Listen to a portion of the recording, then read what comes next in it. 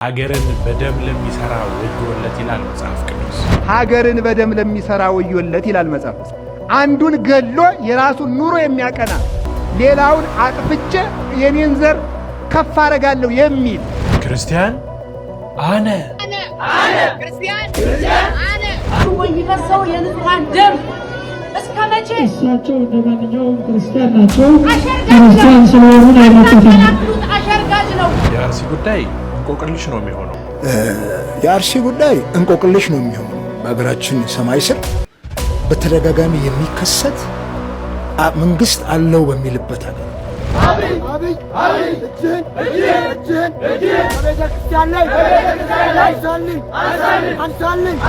ደከመን፣ ብዙ ጊዜ ሰማን። ደከመን፣ ብዙ ጊዜ ሰማን፣ እናንተም ፈረዳችሁብን በእኛ አይደለም። ወቁት ለመሞት ዝግጁ ነን። ብርቃችን አይደለም፣ አንደነግጥም። ስለምን አንብበናል፣ በዓይናችንም አይተናል ክርስቲያን ሲታረድ።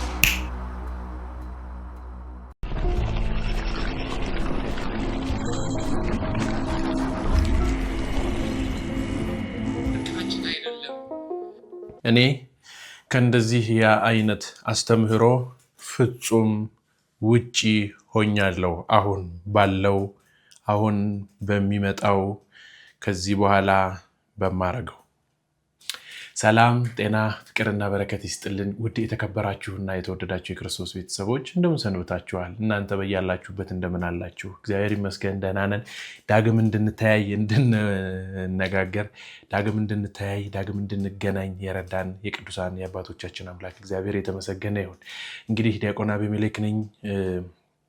ሰብስክራይብ እያደረጋችሁ የደወል ምልክቱንም እየነካችሁ ይሄንን ቻናል ከፍ እንድታደርጉት የቤተክርስቲያን ድምጽ ነውና የሀገር ጉዳይና የቤተክርስቲያን ጉዳዮች ሲነሱ ቅድሚያ ወደ እናንተ መርሃ ግብሮችን እያዘገጃጀ ይዞላችሁ ይቀርባል። በቀጥታ የጀመርነውን ቪዲዮ ነው የምንጨርሰው። አይደለም ወቁት ለመሞት ዝግጁ ነን። ብርቃችን አይደለም፣ አንደነግጥም። ስለምን አንብበናል፣ በዓይናችንም አይተናል ክርስቲያን ሲታረድ። ስለዚህ ብርቃችን አይደለም። እየሞትን እንጸድቃለን እኛ እንጂ ወደ ሲኦል አንወርድም። ስማችን ሕያው ሆኖ በሰማይ ይጻፋል እንጂ በከንቱ አንቀርም። እኔ በጣም ይቅርታ አድርጉልኝ። እንግዲህ ስሜታዊ ላለመሆን እሞክራለሁ። እንደዚህ ካለ ጉዱራም ይህንን አይነት ወንጌል መማር አልችልም፣ አሁን ባለኝ አቋምና ባለውበት ቦታ ማለት ነው። እንግዲህ ሰሞኑን የተለያዩ ቪዲዮዎች በአርሲ ዙሪያ ላይ ይዤላችሁ እየቀረብኩ ነበረ።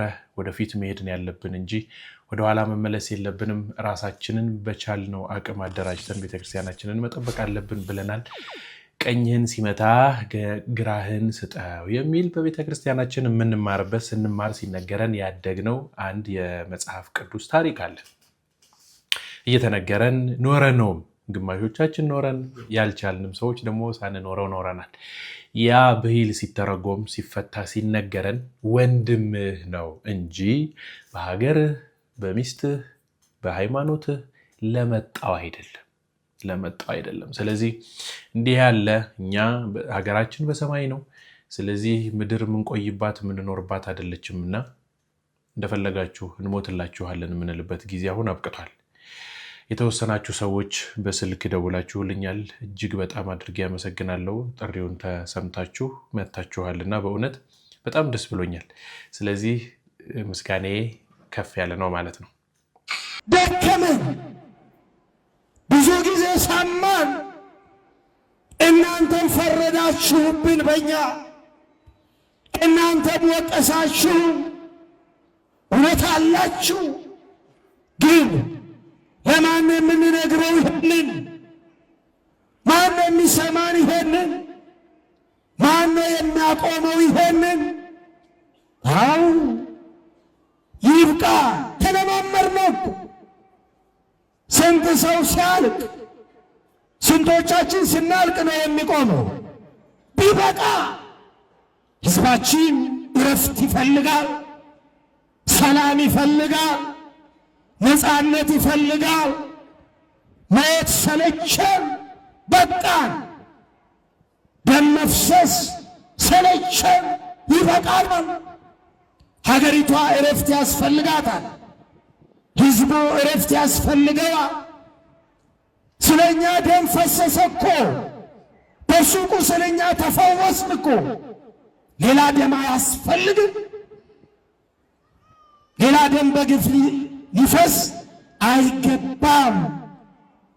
አዎ ይሄ ወገኖቼ እንዲህ አይነት እኩይ ተግባር፣ እንዲህ አይነት ኢሰብአዊ ድርጊት ታሪክ ይቅር የማይለው ተተኪ ትውልድን ዋጋ የሚያስከፍል ተገቢ ያልሆነ እግዚአብሔር የማይወደው ሰውም የማይፈልገው ኢሰብአዊ ድርጊት፣ የሰው ልጅ ደም በከንቱ ማፍሰስ፣ ይሄ እኩይ ተግባር በማንም ዘንድ የተወገዘ ነው። በእውነትም በቃን። ብፁዕ አቡነ ናትናኤልን እግዚአብሔር ያቆይልን። እንግዲህ ከዚህ ቀደም የተናገሩት ነበረ፣ በዚሁ አይነት ሁኔታ ውስጥ ኖረን ማለት ነው። አሁንማ እንዳሉት ከአንደበታቸው እንደወጣው ተለማመድ ነው አይደል?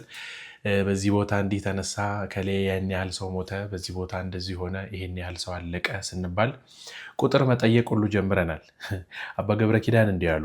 ሰው ሞተ ሲባል ስንት ነው እንላለን። 5 ነው ብለን ዝም እንላለን። 50 ሲል ትንሽ ደንገጥ እንላለን። ለምን? የሰው ዋጋ ቀንሷል። የሰው ዋጋ ቀነሰ። ቤተክርስቲያን የምትፈልገው ይሄንን ነው። ለሰው ዋጋ ስጡ። ቢያንስ እንኳን ሌላው ባይሰጠን ክርስቲያኖች ለሰውነት ዋጋ እንስጥ። መጀመሪያው ለራሳችን፣ ቀጥሎ ለሰው፣ ለሌላው ሰው ዋጋ እንስጠው። ሰው ዋጋ ያለው ፍጡር ነው። እኔ ዛሬ ማታ ጀምሮ ብታቅዱ ደስ የሚለኝ ጌታዬ ሆይ ዋጋ ያለኝ ሰው አድርገኝ። 5 ሰው ሞተ አሉ። ዝም ነው። 50 ሰው ሲሆን ትንሽ እንደው ትንሽ አይደል? የሰው ነፍስ በዚህ ልክ እንደ እንስሳ ሆኖ፣ እንስሳ እንኳን እኮ ያለ አግባብ አይታረድም አይደል? ያለ አግባብ አይገደልም አይደል? በጣም ነውር እኮ ነው። እንደውም አልጫን አለማ ወደምፈልገው አልሄድ ሲሉን ጀለጥ ስናደርጋቸው አንተ ስማ ይምታ፣ ምን ነው እንደዚህ ጨከንክበት ይባላል። አህያ ሲመታ፣ ሌሎች እንስሳቶች እንኳን እንደዚህ መታ ሲደረጉ እንትን ይባላልና በጣም ተላምደነዋል ነው። ስለዚህ ይህንን መላመዳችንን ትተን ቤተክርስቲያናችን የምትወጣበትን ነገር ማየት የተሻለ ነው ብዬ አስባለሁ። ክርስቲያን ክርስቲያን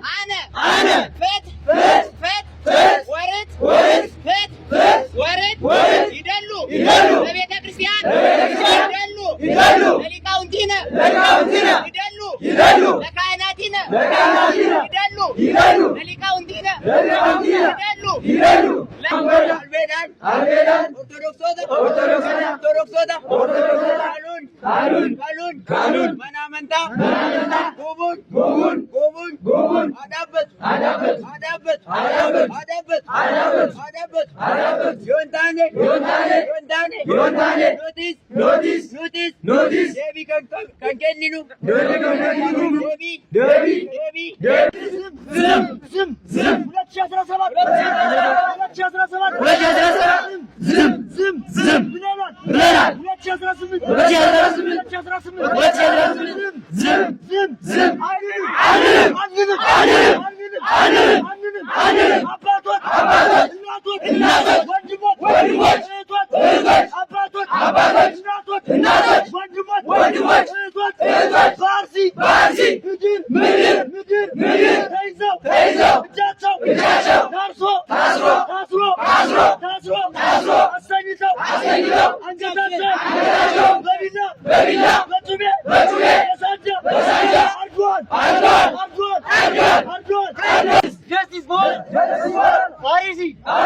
'Justice!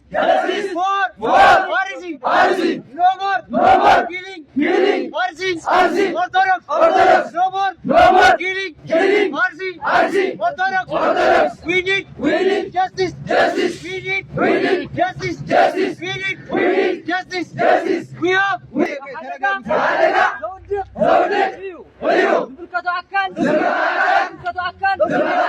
مفتحي كهب علوه ትኩረት አርሲ ትኩረት አርሲ እኔማ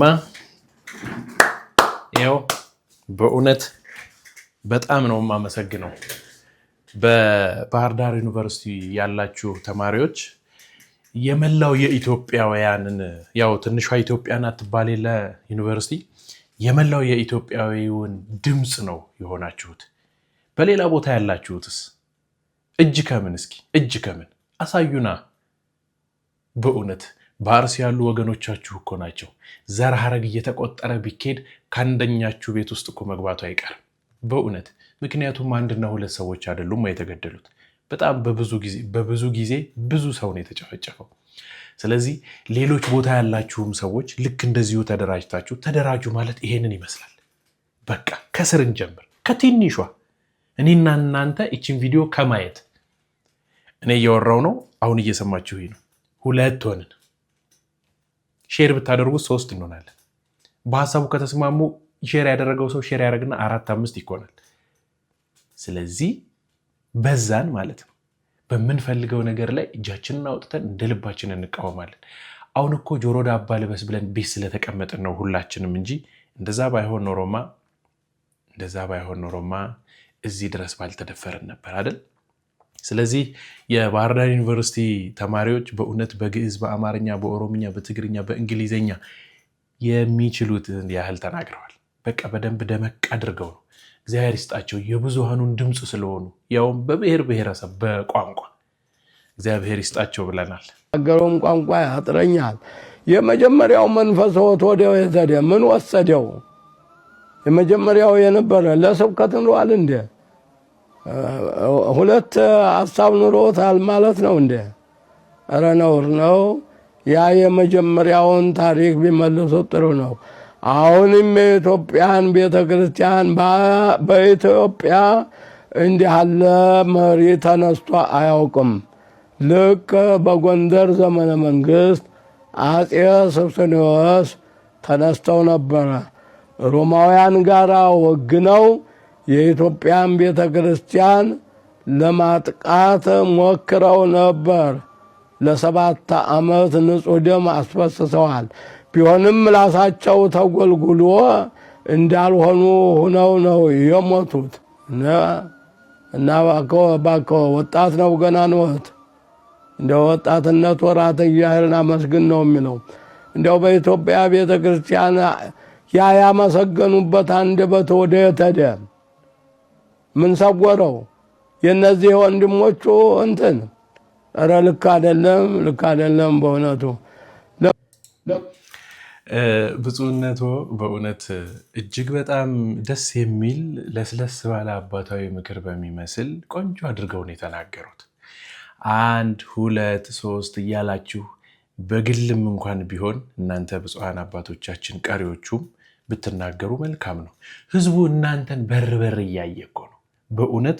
ብፁዕ አቡነ ከሌ ተናገሩ ቢባል ሁሉም ሰው ቲክቶክ ውስጥ ዩቲዩብ ውስጥ ገብቶ ይሄው እሰይ ተናገሩልን፣ አባታችን ኑሩልን፣ በእድሜ በጸጋ ያቆይልን፣ ቡራኬው ይድረሰኝ ምናምን እኮ ነው የሚለው ሰው። እንዴት ሩህሩህ እንደሆነ እንዴት የሚጠብቀው መሪ ኖሎት እንዳጣ ተመልከቱ። በእውነት አንድ ተራ ኩታራ የሆነ ልጅ ትላንትና ሰላማዊ ሰልፍ አለ ብሎ በቲክቶክ ስለለቀቀ 30 ስልክ ይሆናል ሊጋ የተደወለው አለ ወይ ተብሎ። በጣም አንድ ተራ ልጅ እኮ ነው። ትላንት የለጠፍኩት ቪዲዮ ላይ ነበረ፣ ያው ለዛሬ እንዲደርስ ስለሆነ የሰራሁት። ስለዚህ እናንተ መሪ ያጣችሁ የታጣላችሁ ኦርቶዶክሳውያንና ኢትዮጵያውያን አንድ በመሆን ሁላችንም አንድ ሆነን ይሄንን ነገር ልናሸንፈው ይገባል። አይመስላችሁ? የኦርቶዶክሳውያንን ሞት አላውቅም ያለው የአርሲ ዞን አስተዳዳሪ የሞቱ ኦርቶዶክሳውያንን፣ የተቃጠሉ የኦርቶዶክሳውያን ቤትን፣ የወደሙ አብያተ ክርስቲያናን በማጽዳት ለሙስሊም እህት ወንድሞቻችን ቦታ ሰጥቷል። እውነት ሙስሊም እህት ወንድሞቻችን በዚህ መሬት ላይ አምላካቸውን ያመሰግኑ ይሆን? ይከብሩበት ይሆን? አምላካቸው ይከብር ይሆናል? ሙስሊም እህት ወንድሞቼስ በደም የጨቀየ መሬት ላይ ርስት ነው ርዝቅ ነው ብላችሁ ትቀበሉታላችሁ? አርሲ ላይ አንዱ ሲያስጨፈጭፍ የነበረው ይህ ከኡስታዙ ወይ ደግሞ ከሼኹ በስተጀርባ ያለው ሰው ይህ ሰው ነው። አርሲ ላይ ሲያስጨፈጭፍ እንደነበረ በማስረጃ ጭምር በመረጃ ጭምር ስናጋልጥ ነበር። ታዲያ ክርስቲያኖችን ከጨፈጨፈ ክርስቲያኖችን ካጸዳ በኋላ ቦታው ምን አደረገው አትሉኝም? ያየነው ተአምር ነው። 100 ካሬ ሜትር ማለት በጣም ሰፊ ነው። የአርሲ ዞን ሙስሊሞች ሰፊ ቢሆኑም ሙሉ ለሙሉ ይመጥናል ብለን ባንልም ይሄ ያልተገኘ ያልነበረ እድል ነውና እጃችን የገባውን አልምተን ቀሪውንም ደግሞ እርስ በራሳችን መጣያቁ ግድ ነው። ስለዚህ እሁድ የገቢ መሰብሰቢያ ፕሮግራም አለ የሚለውን ሰምቻለሁ። ደብዳቤም ደርሶኛል። በዚህ አጋጣሚ ሁሉም ድምጻችን የሚሰሙ ወገኖች ሙስሊሞች ብቻ ሳይሆኑ ወገኖች ሁሉ በዛ ቀን እንዲሳተፉ በዚህ አጋጣሚ መልእክቴን ለማስተላለፍ ወዳለሁኝና ይህንን ፕሮጀክት ለማልማት ሁላችንም በያለንበት ተግተን መጅልሳችን ጎን እንድትቆሙና የተባለው ትምህርት ቤት ነው፣ መስጂድ ነው፣ ኮሌጅ ነው፣ ግን ከዛ በላይ ከፍ ማለት አለበት። እኔን የሚሰሙኝም ሆነ የሚመለከቱኝ ካሉበት ሙስሊሞች ብሔር፣ ቋንቋ ሳንለይ ይህን የመሰለ ወርቃማ ሜዳ መንግስታችን ስለግሰን ለሙስሊሞች ብሎ ይህንን ስጦታ ሲያበረክት መሬቱን ብቻ አበርክቶ ወደ ኋላ የተመለሰ መንግስት አይደለም። ሰምተናል። ይሄ መሬት ክፍያ እንዳለው ካሳ እንዳለው ሰምተናል። የዚህን ካሳ ግማሹን እኔ እችላለሁ ብሎ የተከበረ ካንትባችን ያሰላ ካንትባ ቃል እንደገቡ ሁሉ ሰምቻለሁ። ያሰላ ካንትባ ብቻ ሳይሆን በጎ አድራጊዎች ባሉበት፣ ነጋዴዎቻችን በያሉበት፣ ልማት ወዳጆች እና ወዳጆች በያሉበት ይህንኑ በመስማትና በመረዳት እጃቸውን ወደዚህ እንዲዘረጉ በዚህ አጋጣሚ አደራ ለማለት ወዳለሁ። አመሰግናለሁ። ስለዚህ ምን ያደረጓቸው? ክርስቲያኖችን አጸዱ። ክርስቲያኖችን ከዛ አካባቢ በየለቱ ይጨፈጭፋሉ፣ ያርቃሉ። ያንን ቦታ ምንም አልተሰማችሁም? ይሄን ቪዲዮ አይታችሁ ስትጨርሱ ምንም አልነዘራችሁም? ውስጣችሁን በቃ ስክሮል አረጋችሁት? ስንት ሰው ከዚያ ቦታ ተፈናቅሎ ተነስቶ፣ ስንት ሰው ተራቅቶ ተርቦ ተገሎ ታርዶ ይሄ ቦታ ለሙስሊም እህት ወንድሞቻችን በነፃ ተበረከተላቸው። በክርስቲያኖች ደም ላይ መሰረት አድርገው እንዲኖሩ።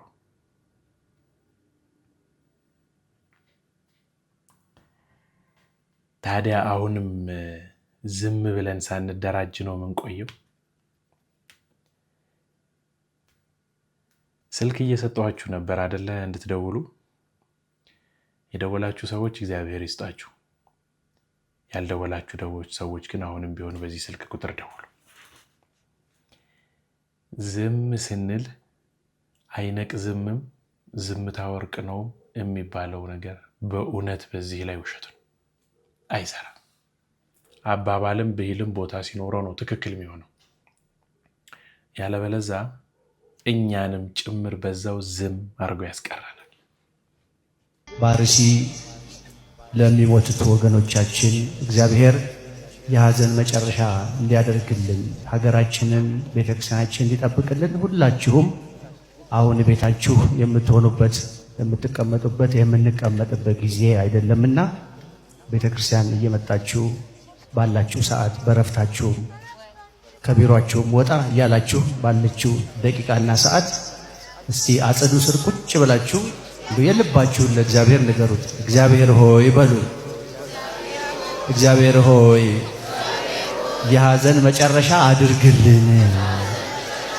እስቲ ድገሙት። እግዚአብሔር ሆይ፣ አምላካችን ሆይ፣ አባታችን ሆይ የሐዘን መጨረሻ አድርግልን።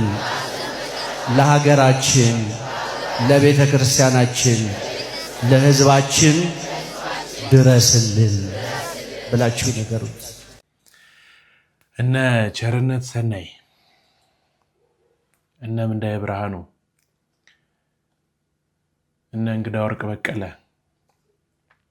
እነ ምርትነሽ ጥላሁን ዘፋኞች ወጥተው ይሄን ነገር ሲያወግዙ የት ናቸው? የምርትነሽን አንድ የሆነ ጽሑፍ አይቻለሁ መሰለኝ።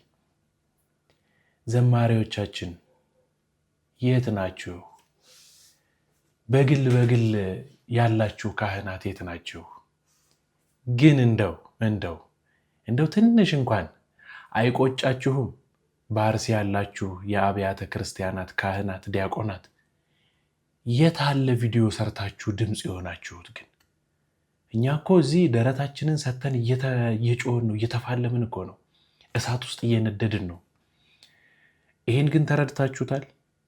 አውቃችኋል? ግን በዚህ ነገር ነው ዝም ብላችሁ ነው እነሱ ጋር ነው እኛ ጋር አይደለም ትሉ ይሆን? አፍንጫ ለአፍንጫ ሆናችሁ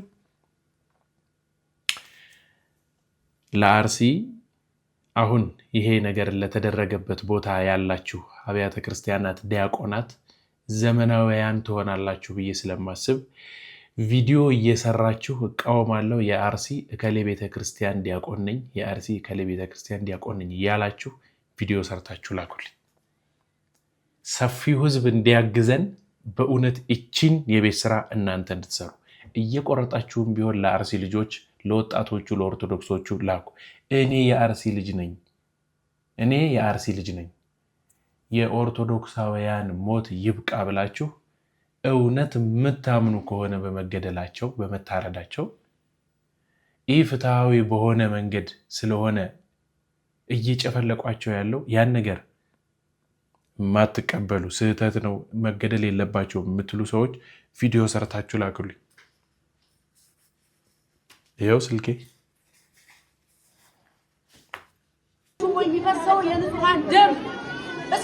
እሳቸው እንደ ማንኛውም ክርስቲያን ናቸው። ክርስቲያን ስለሆኑ ነው የመጡት። አሸርጋጅ ነው። ከቁመታቸው በላይ የሚያክል ውስኪ ይዘው ለሽምግልና ቢሄዱ ጳጳሳት ዛሬ የብልጽግና ኪስ እየሞሉ ወገኖቻችንን እያስጨረሱ ነው። ክቡር መጋቢ አባ ዘበአማን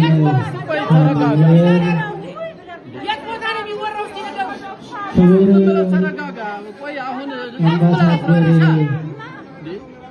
ተስፋዬ በሀገረ እስራኤል የኢትዮጵያ ባለስልጣን አምባሳደር፣ ለማውራት ነው የመጣው እንዴ?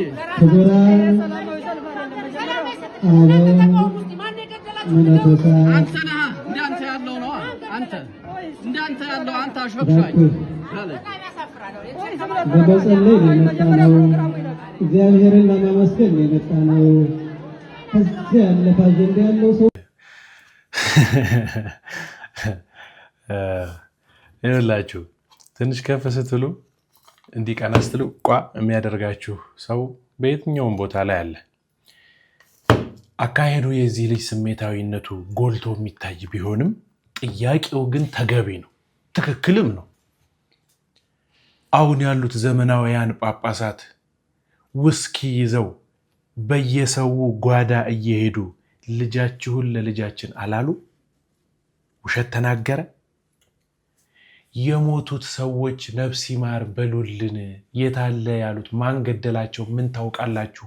ክርስቲያኖች አይደላችሁ፣ እነሱስ ክርስቲያኖች አይደሉ ሲል ማን ገደላቸው? ይህን ታውቃላችሁ ሲል አንተ ገደልካቸው አለ። እዛ መድረኩ ላይ ያለው ሰው የፊቱ ያልታየው ካህን ይሁን ምዕመን ይሁን ጳጳሱ ራሱ ይሁን አይታወቅም። ስለዚህ ወደፊት እንጂ ወደኋላ የለም፣ በፍጹም የለም። እና የጀመርነውን እንድንፈጽም በጸሎት አግዙን። ጥሩ መንገድ እየሄድን ነው። በአርሲው ዙሪያ ያሉ ነገሮች እንቅስቃሴዎቹ ጥሩ መንገድ ላይ ናቸው። እግዚአብሔር የተመሰገነ ይሁን። ብዙ እየተጓዝን ነው። ስለዚህ ወደኋላ የለም። አይመስላችሁም? አብይ እጅን በቤተ ክርስቲያን ላይ አንሳልን ያንተ ስልጣን በእኛ በክርስቲያኖች ደም አይጸናም። ፈራጁ ከላይ ነው። እግዚአብሔር ይመስገን ቆንጆ አድርገው እነዚህም ልጆች በዚሁ ልክ ጮኸው ተናግረው ነበረ። ስለዚህ ሁሉም በየግሉ የቻለውን እየተንቀሳቀሰ ነው። ይህችን ነገር እንደ መስከረም 4ቷ ጮክ አድርገናት ታጅበን ብንወጣ መፍትሄ እናገኛለን። ያለበለዛ ግን እንሞታለን። የአርሲ ጉዳይ እንቆቅልሽ ነው የሚሆነው።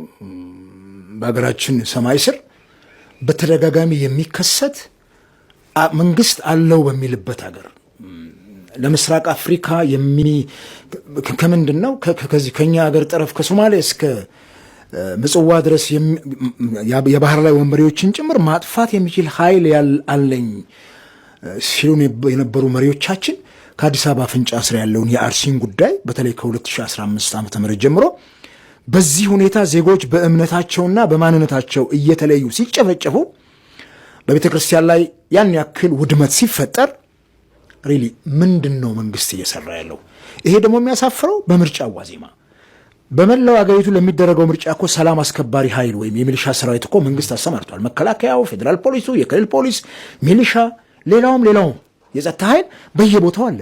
እዚህ ቦታ አልነበሩ? እሁድ እንግዲህ እዛ ኮሮጆ የተቀመጠበት ምርጫ ጣቢያ ምርጫው ካልተደረገ ወይ ይሄ ሁሉ ሲደረግ የምርጫ እንቅስቃሴ የለም ከተባለ መንግስት ችግር ስለነበረ እዛ አካባቢ ምርጫ አልነበረም ብሎ ይንገራል። ከዚህ በዘለለ ግን ለምርጫው በዚህ ደረጃ እንቅስቃሴ የሚደረግበት ዋዜማ ላይ ይህን ሁሉ ሰው መጨፍጨፍ ማለት ምንድነው? ከምን ጋር የተያያዘ ነው? 100 ምናምን ዓመት የፈጀ አንድ ቤተክርስቲያን የቆየ የጠገብ ቤተክርስቲያን አቃጥለ ጭምር የህዝቡን እምነት በዚህ ደረጃ መገዳደር ሪሊ የሃይማኖት እኩልነት አለ ብሎ መንግስት ያረጋግጣል ወይ? አንተ የፈለግከው ማመን መብት ነው። ነገር ግን በዚህ ደረጃ እኔ ይሄ በየትኛውም ዘመን ላይ ያደረገ ምናልባት በነ ዮዲት ጉዲት ምናልባት በነ ግራኝ አህመድ ዘመን ካልሆነ በስተቀር ቤተክርስቲያን በዚህ በብልጽግና ዘመን ላይ እንደገጠማት አይነት ችግር ገጥሟት አያውቅም። ባለፈው በነበረው ውዝግብ ታውቃለህ፣ ሶማሌ ክልል ላይ ምን ያክል ችግር ተፈጥሮ ምን ያክል የእምነት አባቶች እንደተገደሉ ምን ያህል ቤተክርስቲያን ተቃጠለ አይተናል። እሱን ደግሞ አገግመን ስንመጣ አርሲ ላይ ምንድነው እሱ እንዴት ረጋገመው? በአመቱ 2-3 ጊዜ የሚደረገው ለምንድነው? ለዛ ህዝብ እንትን የማንለው የሚለው ነገር ሲታሰብ እኔ ትላንትም የፓትርያርኩን መግለጫ ሰምቻለሁ። በተለይ የምስራቅ ሀገረ ስብከት ዋና ስራ አስኪያጅ የሆኑት ሊቀ ትጉሃን ከፍያለው ሸንቁጤ በጣም የሚያሳዝን እንትን ነው የሰጡት። ተራ ለማድረግ የእርስ በርስ አለመግባባት ነው። ትንሽ የእሳት አደጋም ተከስቷል። የቤተ ክርስቲያኒቷ እኮ መሪ ናቸው፣ አባት ተብለው የተቀመጡ ናቸው እኮ። ይሄ ሁሉ ህዝብ ምንም ይሁን አሁን የህዝብ ቁጥሩ ጉዳይ አይደለም። 13 ሰው የሚል ነው አሁን እየወጣ ያለው መረጃ፣ የውጭ ሚዲያዎች የሚዘግቡት እንግዲህ እናያለን ወደፊት። አሁን እኮ የሚባለው ምንድነው? ተወስደው የጠፉ አሉ፣ ይትረፉ ይኑሩ አይታወቅም። እሱ ሁሉ ሲረጋገጥ ነው ይሄን ያክል ሰው ሞተ የሚባለው። ዘንድ ይሄንን በዚህ ደረጃ ዝቅ አድርገው ማየታቸው ሪሊ እሳቸው እረኛ ናቸው የምእመኑ? ምንድነው ችግሩ? ባለፈው ታውቃለህ በተፈጠረው ችግር የኢትዮጵያ የሃይማኖት ጉባኤ እዛ ድረስ ወክለው ቀሲስ ታጋይን እንዴት አግበስበሰውት እንዳለፈው አይተናል። ለገዢው ፓርቲ ያላቸውን ወገናዊነት እዛ ሄዶ አሳይተውናል በሰው ደም ላይ። ይሄ መንግስት የሚመራው ሰውን አይደለም ወይ? የዜጋ ነፍስ እኮ ልዩነት የለውም። የምትመራው ህዝብ እንዲህ እንትን ሲል እንዴት ነው ምረጡኝ የምትለው? ዜጎች ለቅሷቸውን ጥለው የልጃቸውን ቀብር ጥለው መረጡኝ ያለ መንግስት በምርጫ ዋዜማ ደግሞ እንዴት ሲጨፈጨፍ ሰው ምንድነው የሚሰማው? ለምንድነው የነሱን ማውራት ያልተቻለው? ለምንድነው የማይዘገበው? ይሄ ለምንድነው ዝም የሚለው? ፋና ይሄን ሁሉ የሚያረብደው የመንግስት ሚዲያ የነኚህ ሰዎች ነፍስ ህይወት አይደለም ወይ? ከዚህ በዘለለ በጣም ብዙዎቹ መግለጫ ነው የሚያወጡት ከቤተክርስቲያን ጀምሮ ፖለቲካ ፓርቲዎችም ግለሰቦችም። እኔ በዚህ አጋጣሚ ሰሞኑን ካየኋቸው በጣም ትልቅ እንትኖች የእህታችን የሐውለት አህመድ እንትን በጣም ነው የተመቸኝ። በእውነት በጣም ልናመሰግነት ይገባል ሐውለትን። ይሄን ሻማ ማብራት ሰልችተናል። በቃ ሀዘኑን እንትን ብለን መሰልቸት ነው አይደል የሚሆነው? ሻማውም ሰልችታለች። ሌሎችም አሉ። እነ ኡስታዝ ያሲንም በጣም በምሬት ተናግረዋል። ሪሊ ለምንድን ነው እሱ ይሄንን ማማረር ያልቻል ነው? ለምንድን ነው ይሄን ብቻ ኩይዝ አድርገን እንለፈው? ሁሌ መግለጫ ለምንድን ነው ስር ነቀል እርምጃ የማይወሰደው? በተለይ ቤተክርስቲያኒቱ ለምንድን ነው ስር ነቀል እርምጃ መውሰድ ያልቻለችው? ቆንጆ ነው። ቆንጆ አድርገውን የገለጿት ብዙ ነገሮችን ነካ አድርገው ፍንትው። ስለዚህ በዚያ አካባቢ ያሉ ኦርቶዶክሳውያንን የሚያስፈልገን አይደል? አዎ፣ ለዛ ነው እንግዲህ ከአንደበት የወጣ ነገር ስላለው ነው። እዚህ ድረስ ጠብቆ ያደረሰን የልዑላን አምላክ እግዚአብሔር የተመሰገነ ይሁን። ሀገርን በደም ለሚሰራ ወዮለት ይላል መጽሐፍ። አንዱን ገሎ የራሱን ኑሮ የሚያቀና ሌላውን አጥፍቼ የኔን ዘር ከፍ አደርጋለሁ የሚል ይህ ምን ይባላል? ምን አለ እኮ አሌ ሎ ለዘይሐንጽ ሀገረ በደም፣ ሀገርን በደም ለሚሰራ ወዮለት ይላል መጽሐፍ። እስኪ በሉ ሀገርን በሉ። በምን ለሚሰራ? በደም ለሚሰራ። በደም ለሚሰራ ማለት ምን ማለት ነው? ሌላውን አጥፍቼ ሀገሪቱን እኔ ተረክቤያት እኖራለሁ ብሎ የራሱን ዘር ብቻ የሚያገን ሰው ወዮለት ነው የሚለው መጽሐፍ ማለት ነው። ማናችንም ቢሆን እንዲህ አይነት ስግብግብ ካለን ወዮልን ነው የሚባል። ሀገርን በደም ለሚሰራ ወዮለት። የኔታ አባ ገብረ ኪዳን ቃልዮት ያሰማልን። ከዚህ በፊት የተናገሩት ለአሁን ለዚህ ጊዜ የሚዋጅ የሆነ ቆንጆ ንግግር ስለነበረ ነው ወደ እናንተ ያመጣሁላችሁ። ስለዚህ ሀገርን በደም መስራት እችላለሁ፣ ሃይማኖቴን በደም አስከብራለሁኝ፣ ዳር ድንበሬን እሰራታለሁ የምትሉ ጽንፈኛ ቡድኖች ተው፣ አይሰራም። በደም ሀገር አይሰራም። በወንድማችሁ ደም ሀገር አይሰራም። ደም ማፍሰስ ይቁ። እኛ በጣም ብዙ ጮህን አይደል? ብዙ ሰው ጋር ደረሰ። ብዙ ጩኸቱ ተደወለ። ብዙ ጩኸቱ ደርሶ ስልክም ተደወለ። መፍትሄዎችም ለማምጣት እየተሞከረ ነው። ግን እንደው የእኛን የሚደርስብንን ነገር ወይም ደግሞ እየሆን ያለነውን ነገር ታውቁታላችሁ? ለምሳሌ እኚህ ቀሲስ እኚህ ሊቅ ምን እንደሆኑ ተመልከቱ ሰሞኑን። ስለዚህ አይኖቻችንን መግለጥ ነው። እውነታችን ሰሞኑ የሚደረጉ ነገሮች ናቸው። ይኸው እነ ቀሲስ ዶክተር መዝገቡ ካሳ እኚህን የመሰሉ ሊቅ፣ የቴዎሎጂ ተመራማሪ፣ የቴዎሎጂ መምህር፣ በጠቅላይ ቤተ ክህነት ብዙ ጥናቶችን የሰሩ እኚህ ባለ ግርማ ሞገስ አባት ጥቂት እውነት ተናገሩ ተብለው ታሰሩ። ጥቂት እውነትን ተመሰከሩ ተብለው ይኸው የሚናገርላቸው ጳጳስ አለ፣ የሚናገርላቸው ሌላ ከሳቸው ገዘፍ ያለ የበላይ አካል አለ የለም። በቃ የሌለ ነገር የለም ነው የሚሆነው። ነገር ግን ተጽዕኖአችንና ጉዳታችን ምን ያክል ስር ሰዶ ተጠንቶ እንደሚፈጸም። ስለዚህ መላው ኦርቶዶክሳውያን መረር ቆፍጠን እየተው መሄድ እንደዛ እኮ ነው። ሰልፍ ካልወጣን ያላችሁ የምትጃጃሉ ትለናለች ናቱ። ይሄው ነው። ኦፍ ኮርስ ምንም ጥያቄ የለውም። ባይ ዘ ዌይ እንትን ነው። እኔ ሰልፍ ሊደረግ ነው የሚሉትንም ሰልፍ የሚደረግ ነገር የለም ውሸት ነው ብለው ቪዲዮ የሚሰሩትንም ሁለቱንም በጣም ነው ማዝንባቸው። በጣም አዝናለሁ በሁለቱ። የዚህኛው ያልተደራጀ አካሄድ ነው፣ የዚህ ደግሞ ምን ልስራ አይነት ነገር ነው። በቃ ምን ልስራ ዛሬ ምን ቀዳዳ አለን? በዛ ጉንጭን ከምታለፋ እዚህ ጋር በአርሲ ኦርቶዶክሳውያን ወገኖቻችን ላይ የሚደረገውን ትክክለኛ እንቅስቃሴ እየፈተሽክ ብትዘግበው ይሻላል። ካልገባህም ዘምርበት። ተጽዕኖንም ከፈራ አስሩንም ከፈራ ዝም ብለህ ዘምርበት። በሽ መዝሙር አለ። አቤቱ የሆነብንና ሰባ ቤት ማልቀሻ እኮ በጣም ብዙ መዝሙር አለ። በዛ ቲክቶኩን እንደመቅመቅ አድርገው ድምፅ ለሚሆኑ አካላት እንትን ብለህ የመዝሙር ካባ ስራ አላቸው። እሱ ይሻላል። ያልገባን ነገር ላይ ይሄ ምን ልስራ እያሉ መንዘባዘብ መቆም አለበት። ሁሉም ነገር ሂደት ይጠይቃል። ሁሉም ነገር መቀናጀት ይጠይቃል። ዛሬ በዚህ በዋህብያዎቹ በኩል እኮ የሚሰራው ስራ አደረጃጀቱ እኮ አታውቁትም እኮ። ማታውቁት ለምንድን ነው? እነሱ በዘመድ ምናምን ያው አንድ ቤተሰብ ላይ 67 ስለሚዋለዱ እንደዛ እኮ ነው የተቀናጁ ስራውን የሚሰሩት እኮ። እኛም በየአካባቢያችን ይሄንኑ ልምድ ነው ማድረግ ያለብን። ቤተክርስቲያን ጉዳያችን መሆን አለባት። እየደረሰ ያለው ነገር እንቅልፍ አያስተኛም ወዳጆች። እየሆነብን ያለው ነገር በፍጹም ከነገሮች ገሸሽ እንድንል አያደርግም። ፊት ለፊት ቆመን ሁሉንም ነገር እንደ ንስር አይኖቻችንን ከፍተን እንድናይ ያስገድዳል። የሚጫወቱብን እኮ እኛ ስለሌለን ነው። ገበያው ላይ መኖራችንን ቢያውቁ እኮ ይደነግጣል። እውነተኛው ቦታ ላይ እንደተገኘን ቢያውቁ እኮ እነዚህ ሰዎች እኮ የዚህን ያክል በቃ ይሄ ምንድነው የህፃን ልጅ የፓፔትሪት ነው የሚባለው እንደዛ እኮ ነው እየተጫወቱብን ያሉት። ከወራት በፊት በዛን ያህል ደረጃ በቃ ቤተክርስቲያን ላይ እኮ የመላገጥ ጥግ እኮ ነው የተፈጸመባት። ቤተ ክህነቱ ቁጭ ብሎ ሲኖዶሱ እያየ ሊያውም የተላከ አንድ ዱርዬ ዳዊት የተባለ ሰው እዛ አካባቢ ሄዶ በቃ መረጃ ይዞ መጥቷል። በሱ ቤት ዮሐንስ የሚባል አንድ ጅግራ በቃ ተሰይመው በቤተክርስቲያን ተላኩ። ሄዶ በመንግስት በጀት ተዝናንተው እኮ ነው የኦርቶዶክሳውያንን ሞት ክደው የመጡት። ምንድነው የምንጠብቀው ታዲያ?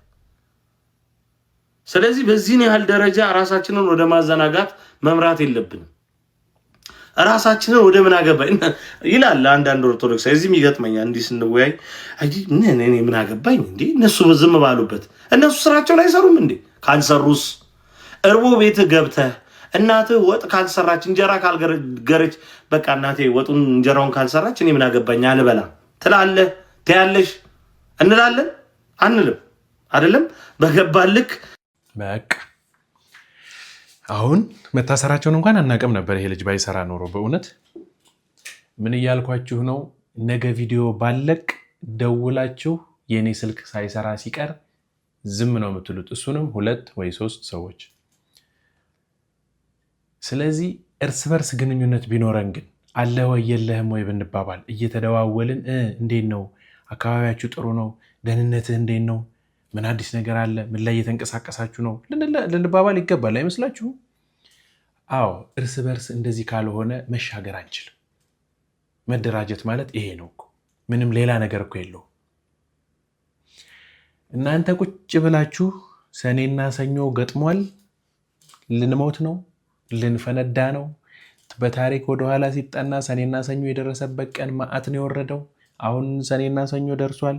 ይሄኔ ዕቃ የሸከፈ ሰው አለ። ይሄ የሆነ የአስከሬን ማስቀመጫ ምናምን ሳጥኑን ሁሉ ምናምን የገዛ ሰው ይኖራል። በእውነት እኮ ነው የምላችሁ። የሆነ ጊዜ አታስታውሱም? የኮሮና ጊዜ ሰሞን ወደዛ አካባቢ ምድር የሆነ ነገር ልትሆን ነው ሀገር ልጠፋ ነው ምናምን እየተባለ የማይነቅዝ እህል ጤፍ፣ በቆሎ፣ ባቄላ ምናምን ግዙ ቤታችሁ ዘይት፣ ጨው ምናምን አስቀምጦ የተባለ ጊዜ የሀገር ህዝብ ያንን ነገር አድርጎት ነበር። በእርግጥ በዚህ አጋጣሚ ነጋዴው ተጠቀመ። ሰኔና ሰኞን ከኔ ይልቅ ዘድርግሚት ቆንጆ አድርጎ ይነግረናል የኔታ። ሰኔና ሰኞ ሲገጥም በሀገር ላይ ምን እንደሚከሰት ልንገራችሁ። ይህን ቪዲዮ ለምትወዷቸው ሰዎች ሼርና ኮፒ ሊንክ ላይ ሪፖስት እያደረጋችሁ አድርሱላቸው። ቤቱንም ፎሎ አድርጎ ምን እንደሚከሰት ከመናገሬ በፊት አንድ ቁም ነገር ልንገራችሁ። በምትሰሙት ነገር ሁሉ ልባችሁ አይሸበርባችሁ። ክርስቶስ ለደቀ መዛሙርቱ ከማድረጉ በፊት አበክሮ ከተናገራቸው ቃላቶች መካከል አንደኛው እኔ ከእናንተ ጋር እኖራለሁና ልባችሁ አይሸበር የሚል ነው። ስለዚህ እግዚአብሔር ከኔ ጋር አለ ብላችሁ የምታምኑ ሰዎች ሁሉ ልባችሁ በምትሰሙን ነገር አይሸበርባችሁ። እግዚአብሔር አለ። ይኸውላችሁ ሰኔና ሰኞ ሲገጥም በሀገር ላይ ረሃብ፣ ቸነፈር፣ ጦር ይሆናል ይሏቸዋል። ጦርነት ይሆናል ይሏቸዋል። ይህን የሚሏችሁ ደግሞ ሰኔና ሰኞ ገጥሞ ጦርነት የተደረገባቸውን ዓመታት እየጠቀሱ እየዘረዘሩ ነው። አሜሪካኖች 13 ቁጥርን ወይንም ቀን 13ን በጣም ይጠሏታል አሉ የሆነ መጽሐፍ ሰነብ እና የሚጠሏት ለምንድን ነው? የሆነ ሰው በ13 ቀን በቀን 13 የደረሱትን መከራዎች ዘርዝሮ የሆነ መጽሐፍ ያሳትማል። ከዚያ ያንን መጽሐፍ ያነበቡ ሁሉ 13 ቁጥርን 13 ቀንን የሆነ እንደተረገመች አይነት አድርገው ወሰዷት። በጣም ይጠሏታል። እና ይኸውላችሁ እነዚህም ሰዎች የሰኔና ሰኞ ገጥሞ ጦርነት የተደረገባቸውን ዓመታት እየቆጠሩ ማለት ነው እናንተን ያስፈራሯቸዋል እንጂ ምንም መነሻ የላቸውም። ሰኔና ሰኞ ገጥሞ ጦርነት የተደረገባቸው ዓመታት አሉ ወይ? አዎ አሉ። ግን ሰኔና ሰኞ ገጥሞም ሰላም የሆኑባቸው ዓመታት ብዙ ዓመታት አሉ። አይደለም ሰኔና ሰኞ ተውት፣ ሰኔና እሁድ ገጥሞ ጦርነት የተደረገባቸው ረሃብ የነበረባቸው ዓመታት የሉም እንዴ? አሉ እኮ። ታዲያ ሰኔና ሰኞ ከሰኔና ከሰኞ ነው እንድቁም ነገሩ አይደለም። ይሄ በተለምዶ የመጣ አባባል ብቻ ነው። በዚህ አባባል አትሸበሩ፣ አትደንግጡ። እንደውም ይሄን አባባል የቤተ ክርስቲያናችን ሊቅ መምህር አፈወርቅ ተክሌ እንደዚህ ይሉታል፣ ሰኔና ሰኞ የመለኛ የጠንቋይ ፈሊጥ ይሉታል። ስለዚህ ምንም መነሻ የለውም። የሆነ ሰው የሆነ ፈለሰፈው ከዚያ ማስፈራሪያ ሆኖ ቀጠለ ማለት ነው። ስለዚህ ልባችሁ አይሸበር። በቃ የሚሆነው ነገር መሆኑ ለማይቀረው የማይሆነው ነገርም ለማይሆነው ነገር የኛ ልብ ለምንድን ነው የሚሸበረው? እግዚአብሔር እኮ አለ አይደል? በቃ የሚሆነው ነገር ይሆናል። በቃ እኛ ስለተሸበርን ስለደነገጥን የሚቀር ነገር የለም። ስለዚህ ልባችሁ አይሸበርባችሁ። ለሁሉም ነገር እግዚአብሔር አለ። እስኪ ሁላችሁም ኮሜንት ላይ እግዚአብሔር አለ እያላችሁ ጻፉ። እግዚአብሔር አለ እያላችሁ ሁላችሁም ኮሜንት ላይ ጻፉ። ቪዲዮውን ሼርና ላይክ ሪፖስት እያደረጋችሁ ለብዙዎች እንዲደርስ አድርጉት። ቤቱንም ፎሎ አድርጉ። እወዳችኋለሁ። ክብር በሉልኝ። እንግዲህ የኔታ በቆንጆ አድርገው ነግረውናል። በደንብ ነው ያስረዱን። እግዚአብሔር ይስጣቸው፣ እግዚአብሔር ይመስገን። መልካም ነው አይደል? አዎ። እና ሁላችንም ነገ ሰኔና ሰኞ ገጥሟልና እንዲህ ሆነ ከማለት እንቆጠብ። አዎ፣ ምንም አይሆንም። ሰኔና ሰኞ የገጠመበት ቀን በጣም መልካምና ሰናይ የሆነ ነገርም አልፏል። ነገ ሰኞ በምሰራላችሁ ቪዲዮ ሰኔና ሰኞ ዛሬ ነው እንዲሆነ እላችኋለሁ። ስለዚህ የምትረበሹ ሰዎች አንድ ሰው ባነሳው፣ አንድ ሰው በተናገረው፣ አንድ ሰው በመሰለው ሰምታችሁ በጣም የምትረበሹ ሰዎች ባላችሁበት ቦታ ጸንታችሁ ቆዩ። አንድ የመጨረሻችን ቪዲዮ ላሳያችሁ። በዚች ቪዲዮ ላይ እምነቴ ሙሉ አይደለም ግን እንደው መረጃውን የላከልኝ ሰው ጥሩ ሰው ስለሆነ ወደ እናንተ ላድርሰውና ነገ በምሰራው ቪዲዮ ላይ በትክክል አረጋግጠን የምናመጣው ይሆናል። ያ ጠፋ የተባለው የወርቅ ጽላት ታስታውሳላችሁ? ታቦቱ አቡነ በርገር ነው ምናምን የምትሏቸው ሰረቁት የተባለው ተገኘ። ላሳያችሁ። መቼም እቺን ነገር ትወዳላችሁ። እንደዚች አይነት ነገር ጉድ ነው። ጉድ የጉድም ጉድ። ይህንን ተንቀሳቃሽ ምስልና ድምፅ ኦርቶዶክሳውያን ለኦርቶዶክሳውያን እንድታጋሩ በትህትና ጠይቃለሁ። ይህ ከላይ የምትመለከቱት ቅዱስ ጽላት የወለጋ ኦርቶዶክሳውያን ለብዙ ዓመታት ጠብቀው ያቆዩትን ቅዱስ ጽላት የቤተ ክርስቲያኗ አባት ወይንም ጳጳስ ዘረፋቸው ቢባል ታምናላችሁ ወይንስ አታምኑ? እመኑ። አሁን ቤተ ክርስቲያንን እያዳከማት እየዘረፋት ያለው ቤተ ክህነት በቤተ ክህነት ውስጥ የተሰበሰቡት አረመኔዎች እንጂ አህዛቦች ወሃብያዎች አይደሉም። እነሱም አቋሚ ጠላቶች ናቸው። ለማንኛውም ሼር አድርጉ እስኪና ላይቭ ላይ ኑና መረጃውን በሰፊው እናውራበት። መልካም ምሽት። ይሄ ነው ብሎ ነግሮናል ወንድማችን።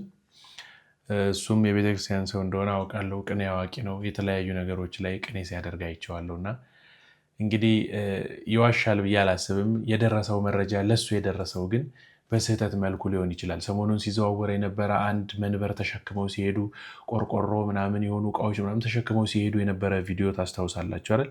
ብዙ ሰዎች የስደቱን ምናምን አያይዘው ከአርሲው ጋር ባለ ከዛ እየተሰደደች ነው ቤተክርስቲያን ብለው ቪዲዮ ሰርተውበት ነበር። ያው ሀቁና እውነቱ ግን በጎጃም አካባቢ ወደ ሰሜኑ ለአንድ ቤተክርስቲያን ተሰርቶ አዲስ ወደዛ እየሄደ የተቀረጸ ቪዲዮ ስለነበረ ማለት ነውና